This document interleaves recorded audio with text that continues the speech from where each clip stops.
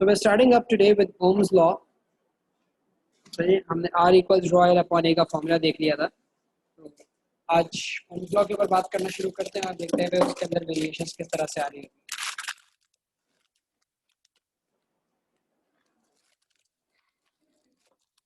देखो Ohm's law की statement ये है आपके पास.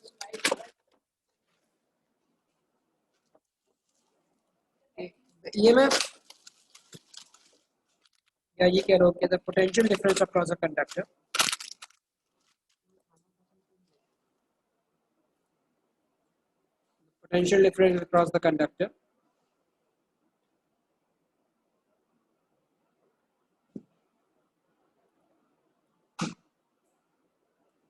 directly proportional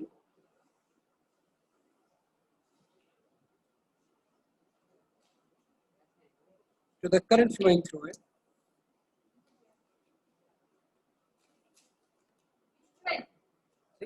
keeping temperature constant.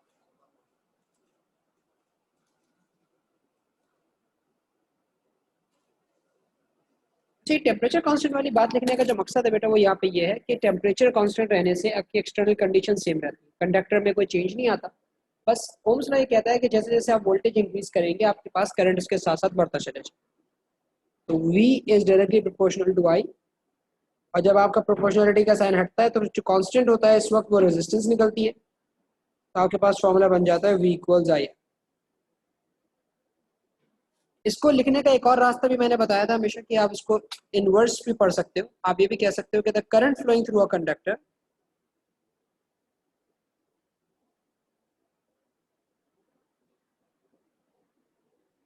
current flowing through a conductor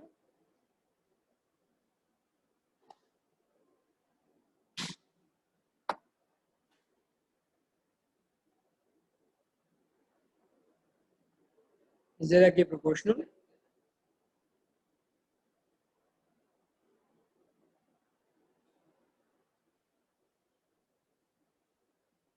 to the potential difference across it, keeping temperature constant.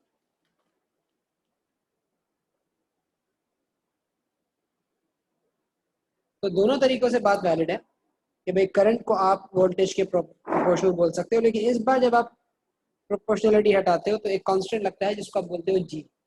जी होता है conductance और वो रेजिस्टेंस का इनवर्स होता है. कि आप कंडक्टिंग कैपेसिटी के बारे में एक्सप्लेन कर रहे हो तो और यहाँ से ये हो जाता है 1/r इंटू वी. तो V इक्वल्स आई आर. दोबारा से फॉर्मूला. तो हर वो ग्राफ, हर वो एक कंडक्टर जो अपने वोल्टेज या करंट के दरमियान में लीनियर रिलेशनशिप रखता है उस कंडक्टर को आप ओमिक कंडक्टर्स बोलते हैं. Any conductor that obeys Ohm's law, मतलब उसका वोल्टेज करंट डायरेक्टली प्रोपोर्शनल है, तो ऐसे कंडक्टर्स ओम लॉ कहे जाते हैं, ओमिक कंडक्टर्स कहे जाते हैं ओम्स लॉ बोलने से.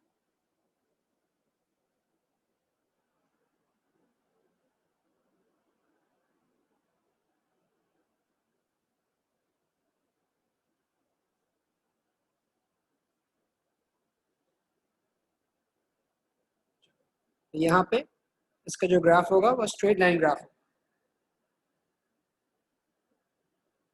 It will be a straight line passing through the origin.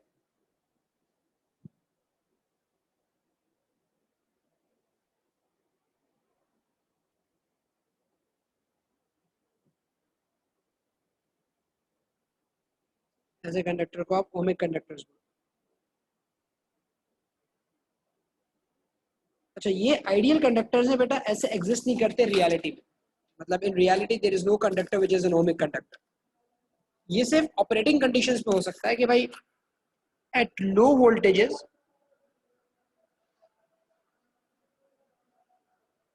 and current,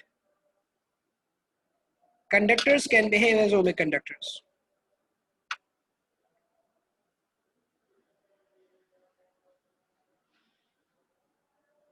सही, वो ओमिक कंडक्टर की तरह बिहेव कर सकते हैं क्योंकि करंट इतना कम होता है कि हीटिंग इफेक्ट नेग्लिजिबल होता है, टेम्परेचर वगैरह चेंज होता नहीं है.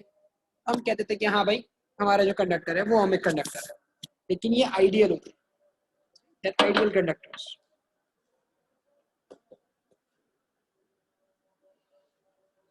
कुछ हद तक तो आपके पास समझ लो कि प्रोपोर्शनलिटी चलती है, लेकिन उसके बाद प्रोपोर्शनलिटी खत्म हो जाती है। 2 मिनट देगा, मेरा जरा आसान हो जाए, उसके बाद फिर आगे बताता हूँ।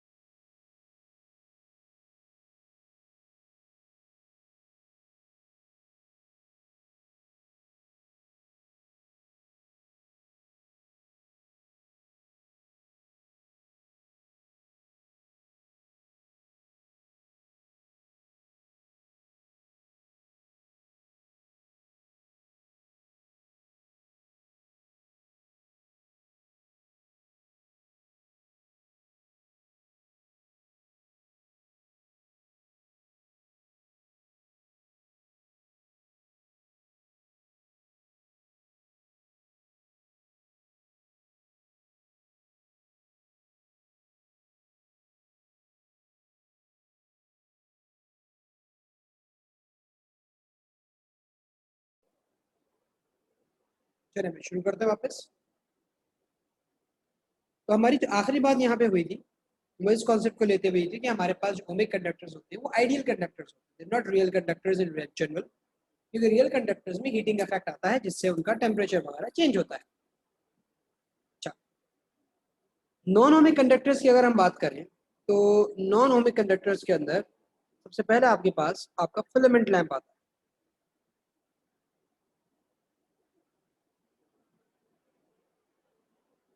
कि करंट वोल्टेज ग्राफ है अगर इसका, तो ये आपके पास फिलामेंट लैंप का graph.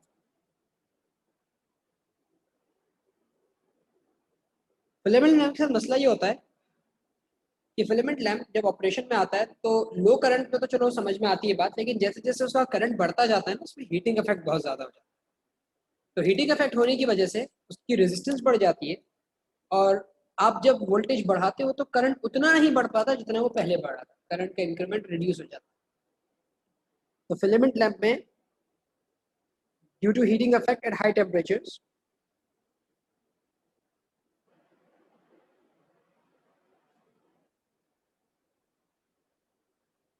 Due to heating effect at high voltages, ये कह लो सही, temperature increases and hence resistance increases.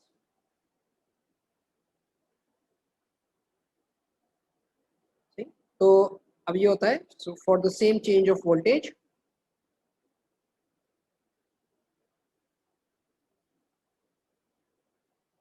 the change of current is less.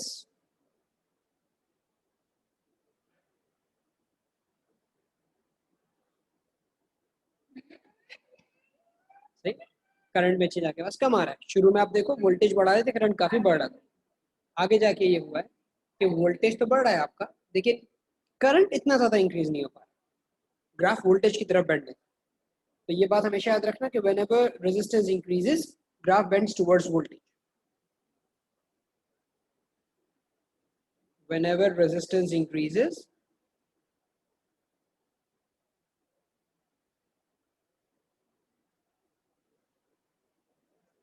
graph bends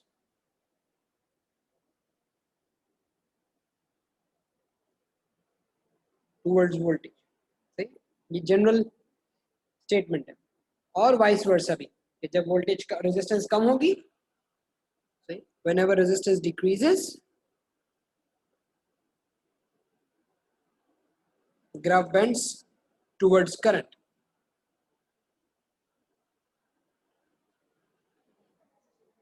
ठीक है, बोलो तो हाँ। सर ये जो यहाँ वोल्टेज इंक्रीज हो रहा है, क्या ये रेजिस्टेंस की वजह से हो रहा है? ये नहीं रेजिस्टेंस। नहीं बेटा, तुम वोल्टेज अप्लाई करके इंक्रीज कर रहे हो, मतलब तुम एक हायर वोल्टेज अगर अप्लाई करोगे ना, तो उसकी अच्छा, वजह से। पावर सोर्स से। हाँ, पावर। पावर सोर्स से सर। बिल्कुल। अच्छा, सही है। फिलामेंट लैंप के अलावा एक और नॉन ओमिक कंडक्टर आपके पास जो मौजूद है, जो कि कॉमनली आपके साथ डिस्कशन में आ जाता है, वो थर्मिस्टर आता है।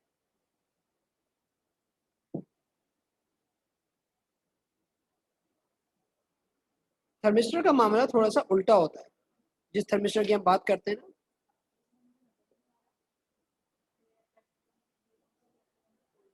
उसका ग्राफ करंट की तरफ बेंड होता है। मतलब जैसे जैसे आप वोल्टेज बढ़ाते हो, वोल्टेज बढ़ाने की वजह से जब हीटिंग इफेक्ट आता है, तो रेजिस्टेंस बढ़ती नहीं है, रेजिस्टेंस कम हो जाती है। मतलब थर्मिस्टर में टेम्परेचर का रेजिस्टेंस से उल्टा वास्ता होता है। Resistance is inversely proportional to temperature. अच्छा, इसकी वजह क्या होती है? इसकी वजह ये होती है कि जब आप टेम्परेचर बढ़ाते हो ना, तो थर्मिस्टर एक सेमी कंडक्टिंग मटीरियल से बना हुआ होता है। सेमी कंडक्टर की खास बात यह है कि जब टेम्परेचर बढ़ना शुरू होता है, तो टेम्परेचर बढ़ने की वजह से उसके एटम्स अपने इलेक्ट्रॉन रिलीज कर देते हैं, जिसके नतीजे में उस मटेरियल की नंबर डेंसिटी बढ़ जाती है। नंबर डेंसिटी अगर आपको याद ना हो तो I equals n A v e में जो एन होता था, वो नंबर डेंसिटी होती थी, number of conduction electrons available per unit volume. वो इलेक्ट्रॉन्स जो कंडक्शन करने का काम करते थे। तो हीटिंग होने की वजह से थर्मिस्टर का एन इंक्रीज हो जाता है, जिसकी वजह से करंट में इजाफा हो जाता है। जब करंट बढ़ेगा तो रेजिस्टेंस कम हो जाएगी, और आपका ग्राफ जो है वो करंट की एक्सिस की तरफ बेंड कर जाएगा।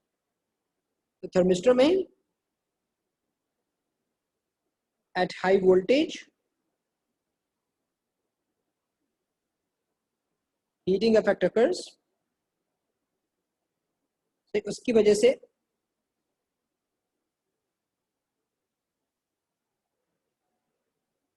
temperature increases and the number density n of the conductor increases.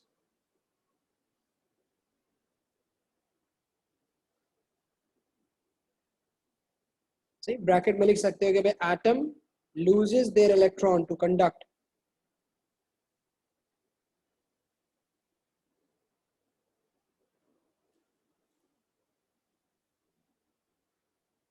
सही, नतीजा क्या होगा भाई, कि करंट इंक्रीज हो जाएगा एंड रेजिस्टेंस फॉल्स।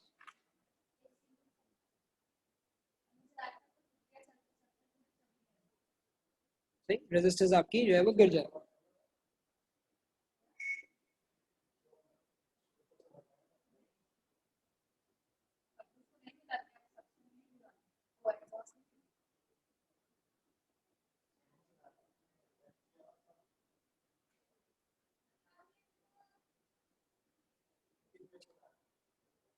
ठीक है भाई, कोई कंफ्यूजन इसमें?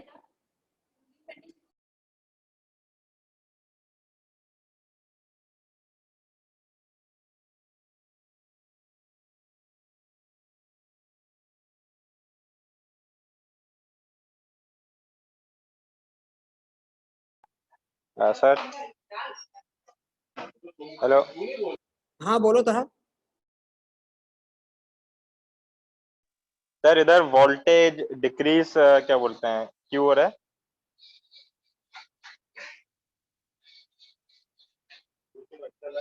बेटा यहाँ वोल्टेज डिक्रीज नहीं हो रहा, वोल्टेज इंक्रीज ही हो रहा है, लेकिन वोल्टेज के इंक्रीज के मुकाबले में करंट ज्यादा इंक्रीज हो रहा है। करंट इंक्रीज सर, वो तो समझ गया हूँ, वो तो क्यों हो रहा है, ये वोल्टेज इंक्रीज यहाँ इंक्रीज हो रहा है ऐसा। है ना, ग्राफ तो आगे बढ़ रहा है ना, पीछे थोड़ी आया घूम के।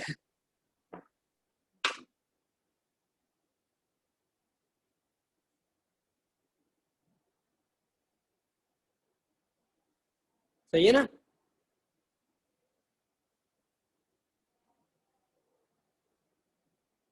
सही सर, क्लियर है क्लियर है। गिव मी 2 मिनट्स, फिर शुरू करता हूँ आगे फिर।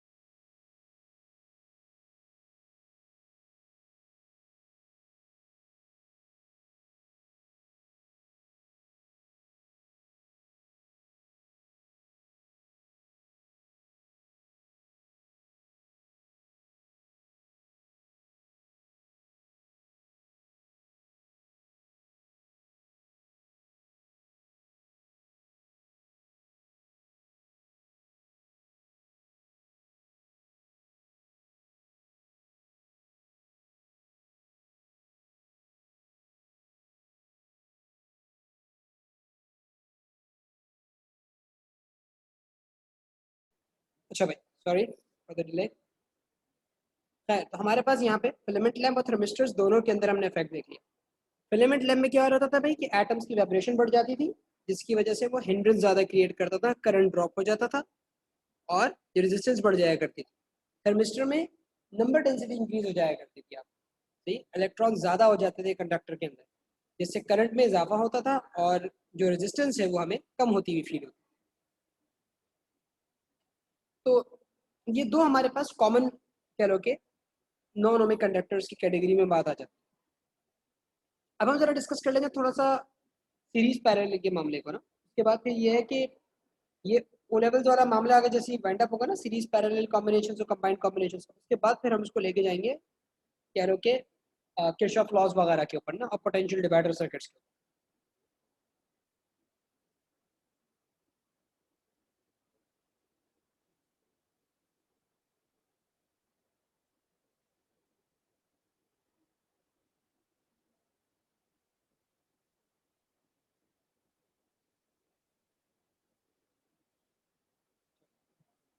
सीरीज और पैरेलल कॉम्बिनेशन की अगर आप बात करें,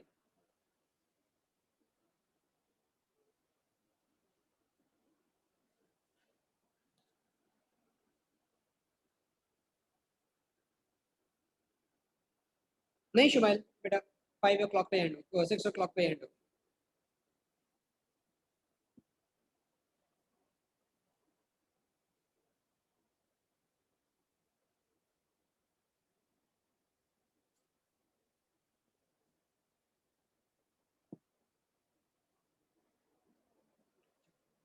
देखिए सीरीज कॉम्बिनेशन को अगर हम ऑब्जर्व करें तो हमें रेजिस्टर्स हमेशा इन लाइन लगे हुए मिलते हैं।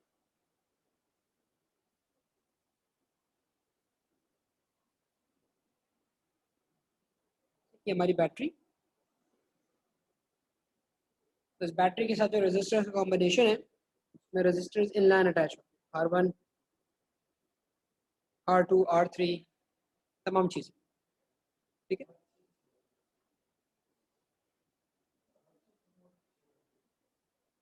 अब पैरेलल कॉम्बिनेशन के अंदर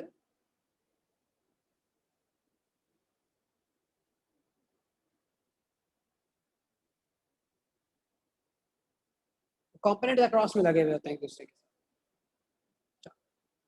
पैरेलल कॉम्बिनेशन काफ़ी कह लो कि ट्रिकी तरीके से भी बना के दिखाए जा सकते हैं कभी कभार, तो बस ये देख लेना कि कंपोनेंट्स एक दूसरे के अक्रॉस होने चाहिए।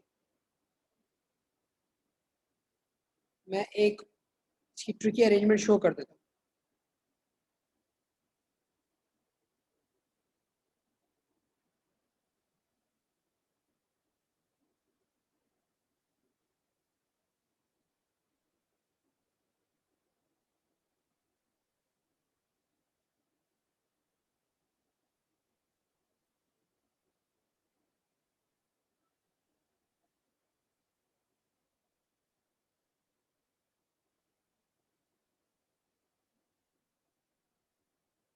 जैसे पैरेलल में एक कॉम्बिनेशन ऐसा भी बन सकता है, जैसे आपके पास यहाँ पे एक ये पॉइंट आया,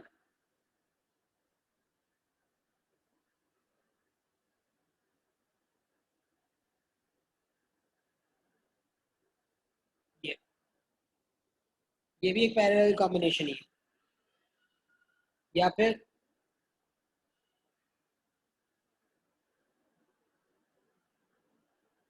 ऐसा कोई कॉम्बिनेशन होगा।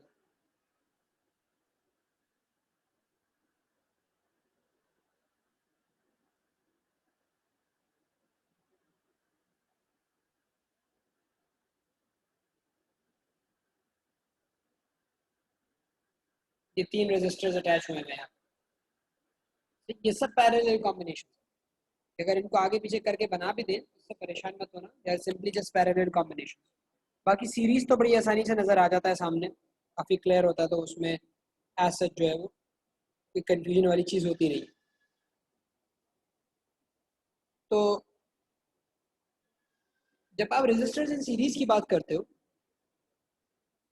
सीरीज में अगर आपको याद हो तो हम 3 चीज़ों के बारे में देखते थे हमेशा, सीरीज हो या पैरेलल, करंट, वोल्टेज और resistance.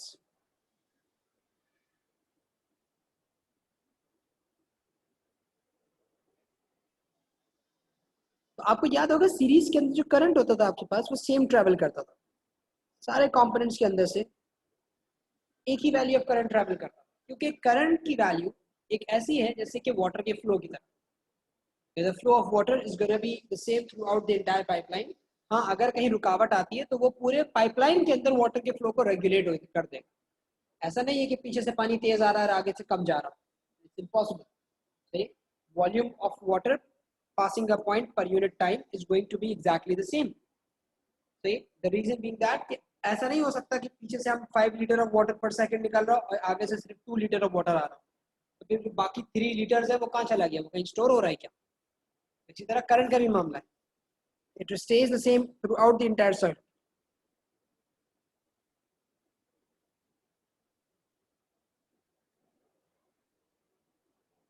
It is the same throughout the circuit. हाँ, if one of the resistors is changed, the current in the entire circuit would regulate to a new value. अगर तीनों में से कोई भी एक रेजिस्टर निकाला गया तो एक नई वैल्यू का करंट पूरे सर्किट में स्टैब्लिश होगा, उस दौरान शिफ्ट आएगा पूरे सर्किट के अंदर और अभी नए वैल्यू का करंट चलना शुरू हो जाए। सही, लेकिन अगेन हर जगह पे फिर सेम ही करंट होगा। जैसे अगर पहले चल रहा था 5 एम्पेयर, आपने एक रेजिस्टर हटा दिया, रेजिस्टेंस हो गई कम, करंट बढ़ जाएगा, 5 से बढ़ के हो गया मिसाल के तौर पे 6 एम्पेयर। अब पूरे सर्किट में 6 एम्पेयर चलेगा, लेकिन होगा हर जगह 6 एम्पेयर, ठीक है ना? तो इसलिए इस चीज का थोड़ा सा ख्याल रखेंगे। If the resistance changes,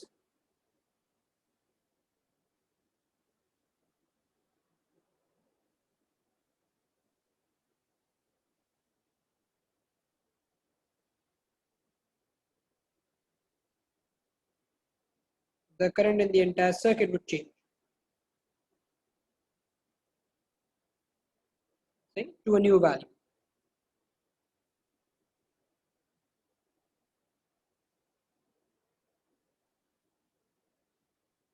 current के लिहाज से हमें ये पता चल गया कि भाई करंट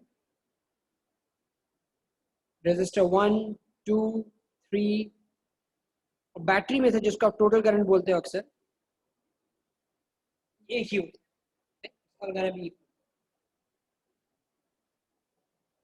वोल्टेज का मामला थोड़ा सा डिफरेंट है, क्योंकि वोल्टेज है पोटेंशियल डिफरेंस के, और ये रेजिस्टर टू रेजिस्टर वैरी करता है। ये जरूर याद रखना कि जो एनर्जी इलेक्ट्रॉन्स को मिलती है वो रेशियो ऑफ रेजिस्टेंसेस की फॉर्म में डिवाइड होती है। The voltage, should I rather say potential drop,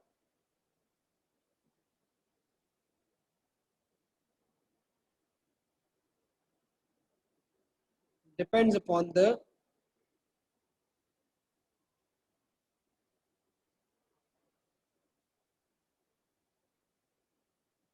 resistance of resistance. See, voltage is divided in the ratio of resistance.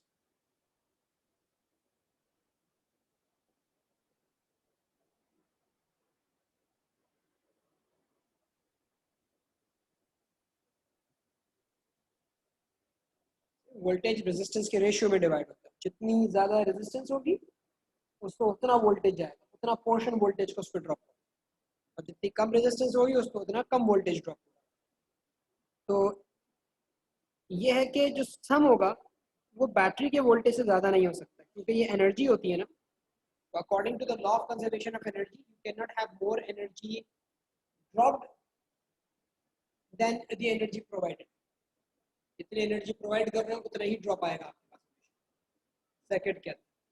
तो V1, V2 और V3 को अगर सम कर दो तो वो आपके एग्जैक्ट EMF के वोल्टेज के बराबर आना लाजमी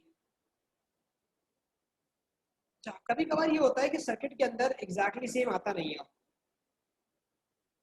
मतलब आप V1, V2, V3 को ऐड करते हो ना, तो आपके पास आउटपुट जो टोटल वोल्टेज होता है वो एग्जैक्टली सेम नहीं आ रहा होता। तो ऐसे केसेस में मसला ये आता है कि आपके पास कुछ वोल्टेज वायर्स में लूज हो रहा हो, जो कि शो नहीं होता। जैसे अगर 3 रजिस्टर लगाए, मैंने बैटरी लगाई 9 वोल्ट की और तीनों रजिस्टर्स के वोल्टेज को सम किया तो 8.6 आया, 0.4 वोल्ट क्यों नहीं, कहाँ गायब हो गया? तो वो जो 0.4 वोल्ट होगा वो आपके पास वायर्स में लूज हो चुका होगा, इसलिए आपको वहां पे वो नजर नहीं आ।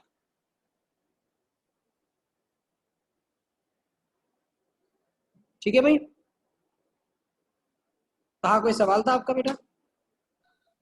सर ये था कि ये वोल्टेज होता है ये पोटेंशियल डिफरेंस का होता है ना, ये ईएमएफ का तो इससे कोई रिलेशन। नहीं, ईएमएफ का इससे कोई रिलेशन नहीं है। ईएमएफ बैटरी के टोटल वोल्टेज को बोला जाता है। ईएमएफ सिर्फ बैटरी पे डिपेंड करता है और किसी चीज पे डिपेंड नहीं करता।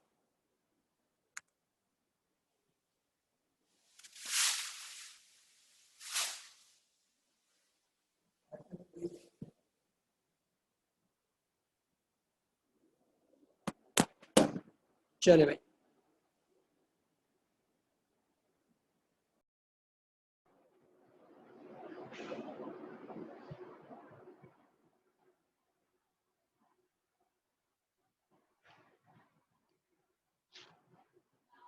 सॉरी गाइस, वो नेट का थोड़ा सा इशू हो गया था।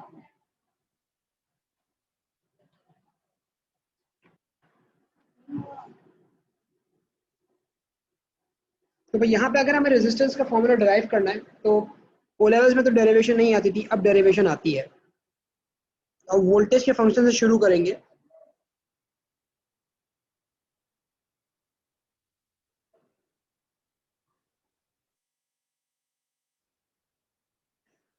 अब आपको पता है कि वी आई आर के बराबर होता है,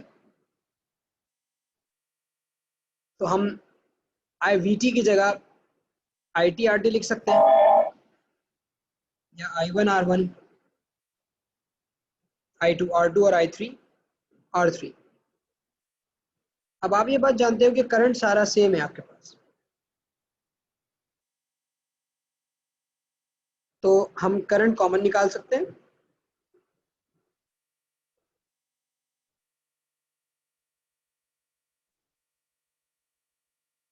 और हमारे पास total resistance R1 plus R2 plus R3 till Rn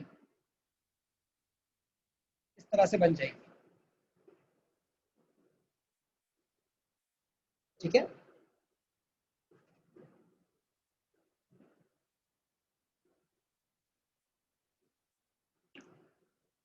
अब इसी तरह से बेटा हम पैरेलल के बारे में बात करेंगे। पैरेलल में करंट, वोल्टेज और रेजिस्टेंस का क्या मामला होता है ये देख लेते हैं। पहले मैं कोई सर्किट बना देता हूँ यहाँ पे।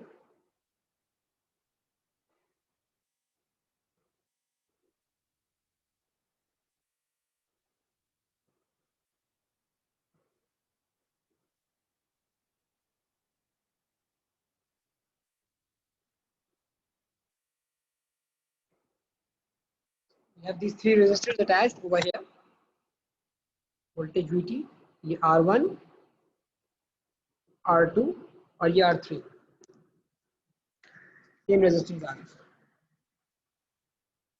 अब देखो ये तीनों रेजिस्टर्स ऐसे अटैच हुए हैं जैसे कि डायरेक्टली बैटरी के अक्रॉस अटैच हुए हैं। तीनों पे जो वोल्टेज आ रहा होगा ना वो एग्जैक्टली सेम आ रहा होगा, लेकिन ये जंक्शन जो है ना, ये जंक्शंस, जंक्शन असल में ये बात बता रहे होते हैं कि जो करंट है वो डिवाइड हो जाएगा। जब करंट यहाँ पे आएगा तो वो दो हिस्सों में ब्रेक होगा, फिर ये वाला करंट दोबारा दो हिस्सों में ब्रेक होगा। Current gets divided due to the junction in between, क्योंकि इलेक्ट्रॉन्स कुछ एक तरफ जाते हैं कुछ दूसरी तरफ जाते हैं, जिसकी वजह से करंट की वैल्यू में फर्क पड़ता है। तो हम यहाँ पे अगर करंट की एक्सप्लेनेशन से शुरू करें तो करंट की केस में हम बोलते हैं कि भाई current gets divided on the basis of resistance.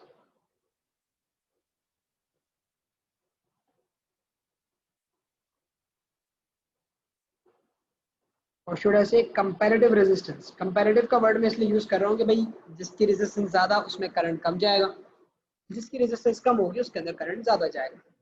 So the current gets divided on the basis of comparative resistances. Larger resistors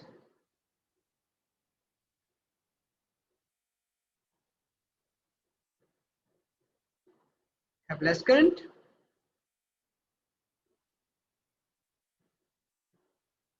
and vice versa. जो larger resistor होगा उसमें करंट कम और जो छोटा resistor होगा उसमें करंट आपको ज्यादा होगा।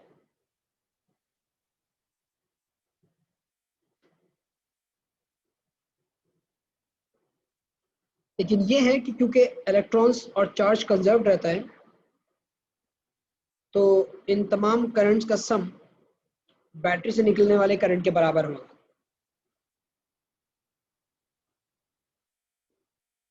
फिर बात आती है वोल्टेज के ऊपर। भाई वोल्टेज चूंकि एनर्जी है, इलेक्ट्रॉन्स डिवाइड हुए लेकिन उनकी एनर्जी अपनी अंदर मौजूद की एनर्जी डिवाइड नहीं हुई। ठीक, इलेक्ट्रॉन्स तो डिवाइड हो गए लेकिन हर इलेक्ट्रॉन के पास जो एनर्जी कंटेंट मौजूद था वो अभी भी सेम। तो यहाँ पे वोल्टेज के बारे में हम कहते हैं voltage across each component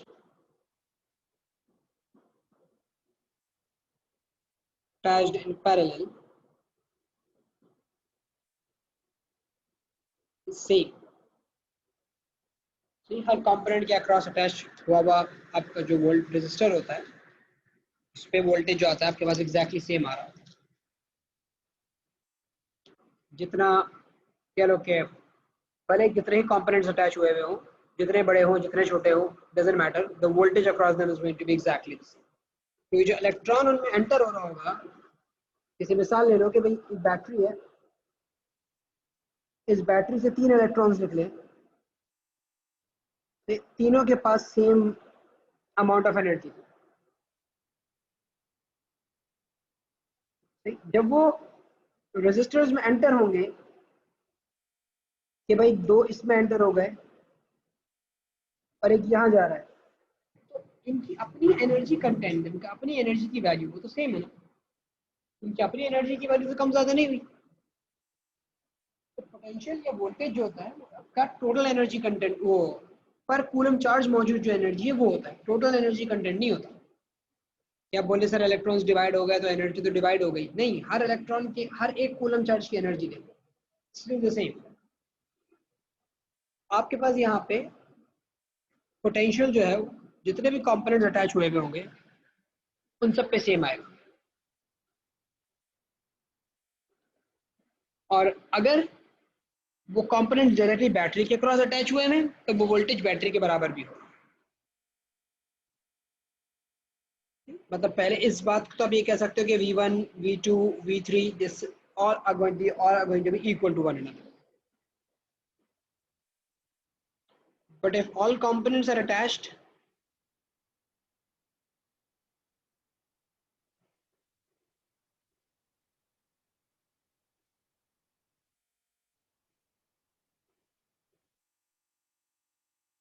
parallel to the battery, तो V1, V2 और V3 ये सब VT के बराबर भी हो। लेकिन ये हर दफा का सिनेरियो नहीं है। अगर सारे कंपोनेंट्स बैटरी के अक्रॉस अटैच हुए होंगे तब आप बोलोगे कि वो EMF के बराबर आ रहा होगा तब का वोल्टेज। अदरवाइज जरूरी नहीं है कि हर दफा वोल्टेज जो है बैटरी की EMF के बराबर।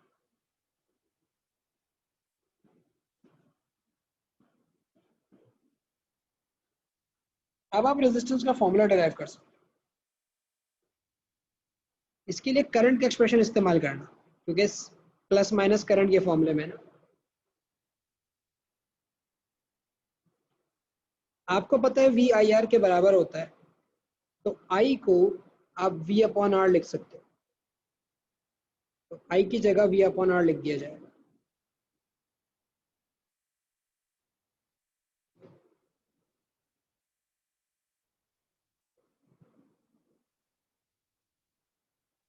अब फिर आप जानते हो कि भाई ये सारे वोल्टेजेस सेम होंगे, वो कॉमन निकाल के कैंसिल हो सकते हैं।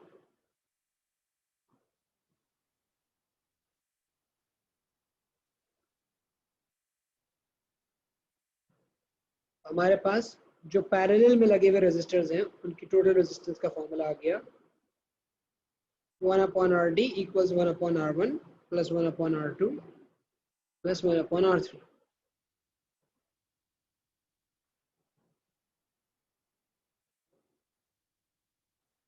अब सीरीज और पैरेलल की एक छोटी सी बात जो मैं लिखूंगा और उसके बाद आप लोगों से एक सवाल पूछूंगा। सीरीज में ओवरऑल रेजिस्टेंस इंक्रीज होती है,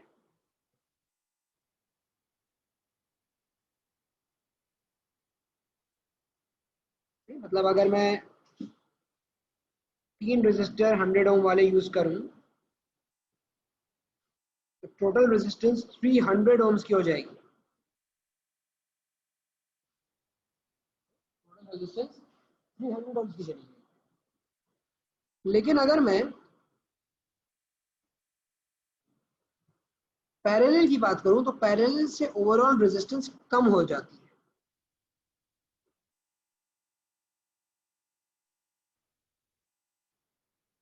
मतलब अगर 100 ओम के 3 रेजिस्टर्स हों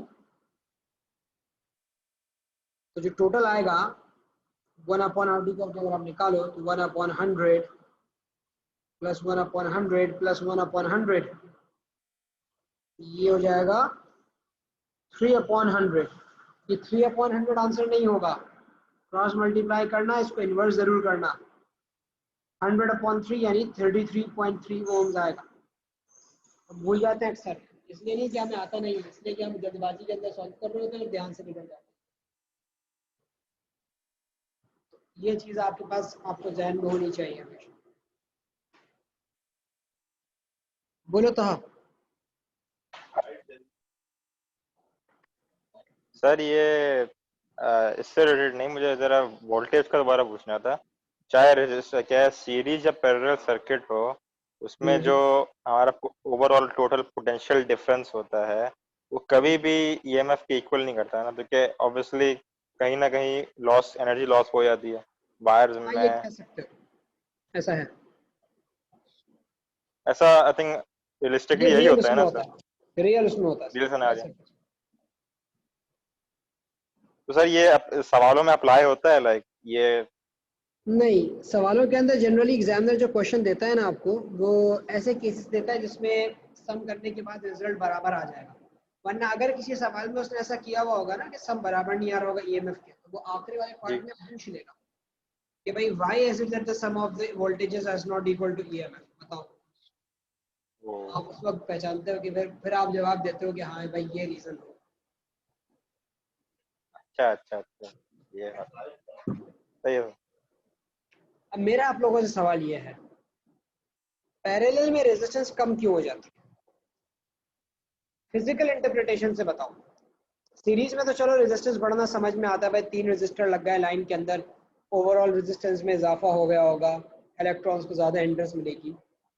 3 रेजिस्टर तो अभी भी लगे ना पैरेलल में, 100 ओम के, ये इफेक्टिव रेजिस्टेंस 33.3 की बन गई। सर ये वजह होगी ना कि अगर आप फिजिकली बात कर रहे हैं तो अंदर जो उसके पार्टिकल्स हैं उनको और रास्ते मिल गए ट्रेवल करने के, तो वो एक ही जगह क्या बोलते हैं, एक दूसरे से क्या बोलते हैं, कोलाइड वाइड इतना नहीं कर रहे, तो उससे रेजिस्टेंस इतनी ज्यादा पैदा नहीं हो रही, उन्हें और रास्ते मिल गए हैं। तो और क्या बोलते हैं, एक तरह स्पेस ज्यादा मिल गई है पार्टिकल्स को, तो वो और उन्हें भाई ट्रेवल कर रहे हैं दूसरे से ज्यादा। जो तीनों जी। स्पेसेस मिली वो तीनों 100 वाली थी, तो चलो बढ़ती नहीं तो ये भी। उतनी ही रह जाती, 100 ही रह जाती, कम कैसे हो गई? कम। मतलब ये ऐसा है, मैंने 3 रेजिस्टर लगाए 100 ओम के, और इफेक्ट ऐसा आ रहा है कि 3 के बजाय एक 33 ओम का रेजिस्टर लगा दिया।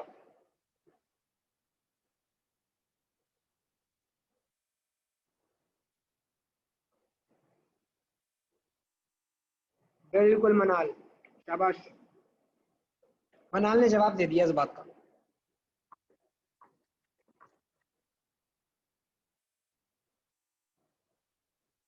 अब आप लोगों की बारी है, थोड़ा सा दिमाग लगाओ, बताना तो है खैर मुझे, लेकिन जान थोड़ा सा सोच लो। और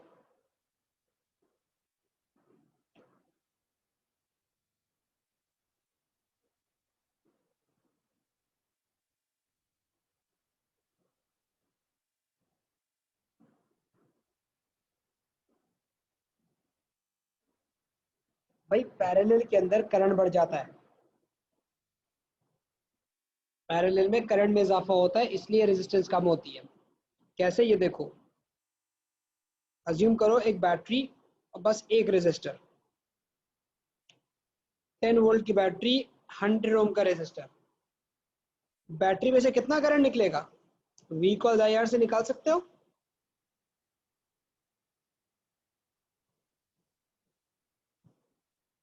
0.1 एम्पेयर का करंट निकलेगा बैटरी में से। अब अज्यूम करो वही 10 वोल्ट की बैटरी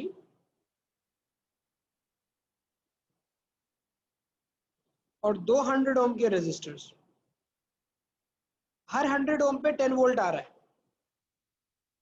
तो इसके अंदर से भी 0.1 एम्पेयर और इसमें से भी 0.1 एम्पेयर जाएगा, लेकिन बैटरी कितना करंट देगी? अब बैटरी की तरफ से प्रोवाइड हो जाने वाला करंट जो है वो 0.2 एम्पेयर्स का। तो आपके पास ओवरऑल करंट जो सर्किट में ट्रैवल कर रहा है वो बढ़ गया, और रेजिस्टेंस जो होती है वो रेशियो है वोल्टेज ऑफ करंट का। आपने वोल्टेज उतना ही अप्लाई किया हुआ है 10 वोल्ट्स, आपने बैटरी में कोई छेड़खानी नहीं की, लेकिन आपका करंट जो ड्रॉ हो रहा है बैटरी में से उसमें इजाफा हो रहा है। तो ये सर्किट ऐसे बिहेव कर रहा है जैसे ये एक हल्की रेजिस्टेंस का circuit, behaving as if the resistance is less than 100. It's kind of like as if the resistance is of 50 ohms. ये वाला मामला है। तो जितने रेजिस्टर्स पैरेलल में लगाते हो ना, करंट को उन तमाम रेजिस्टर्स को करंट सप्लाई हो, बैटरी को उन तमाम रेजिस्टर्स को करंट सप्लाई करना हो। बैटरी जब उन तमाम रेजिस्टर्स को करंट सप्लाई करने का काम करती है, उसकी वजह से आपकी इफेक्टिव रेजिस्टेंस ड्रॉप कर जाती है। इफेक्टिव रेजिस्टेंस लाजिम बात है कि करंट ज्यादा निकलेगा बैटरी से, ऐसा बिहेव होगा जैसे आगे जो सर्किट लगा हुआ है वो एक हल्की रेजिस्टेंस का लगा, हालांकि सर्किट कोई हल्की रेजिस्टेंस का नहीं है। आपने 3 रेजिस्टर लगा दिए, 4 रेजिस्टर लगा दिए होते हैं, current drawn from the battery increase हो जाती है, इसलिए रेजिस्टेंस। ये फिजिकल इंटरप्रिटेशन अपने ध्यान में रखना। तो सर एक बात बताएं वैसे। क्या चीज? सर एक बात बताएं, ये तो मैं समझ गया हूँ, लेकिन अगर हम और डीप अगर इसमें जाएं, चार्जेस के हिसाब से देखें, तो क्या एक्सप्लेनेशन आप देंगे? भाई देखो, रेजिस्टेंस की डेफिनेशन ही यही है कि वो वोल्टेज और करंट का रेशियो। राइट। हमने उसको हिंड्रेंस के चक्कर में बना दिया था।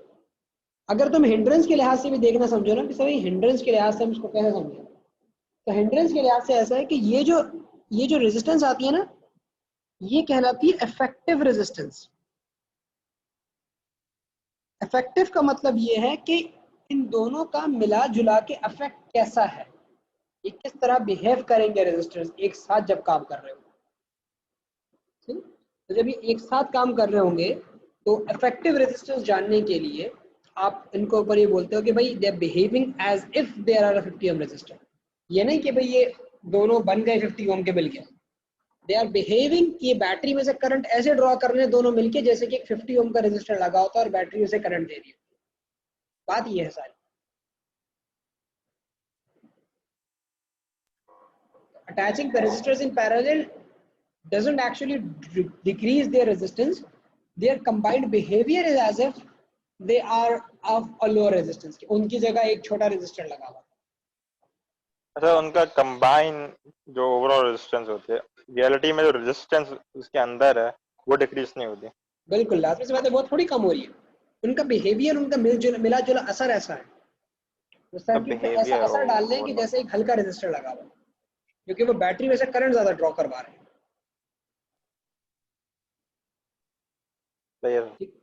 चलो आज यहीं तक रखते हैं, फिर इंशाल्लाह मैं इन्फॉर्म कर दूंगा कि प्रॉब्ली कल मैं क्लास लूँ और किस टाइम पे लूँगा, मैं आज रात तक कंफर्म कर दूंगा आप लोगों को। फिर ये है कि हम उसके हिसाब से ज़रा कुछ क्वेश्चंस जो है मैं सीरीज पैरेलल के कंबाइन करके करवा दूंगा, ताकि ज़रा सा इसके ऊपर हाथ जो है ना वो साफ हो जाए। ठीक है भाई,